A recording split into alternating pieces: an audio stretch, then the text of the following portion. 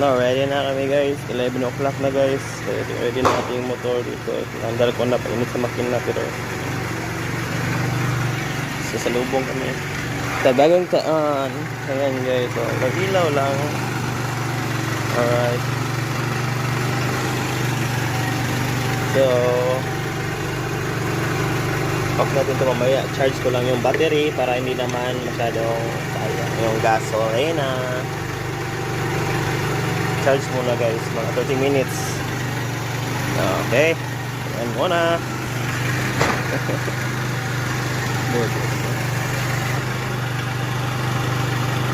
It's moon, right? So, welcome 2026 in 12 o'clock. So, good upload lang muna guys. Good upload sa lingaw. Hindi masyadong boring sa kakaantay.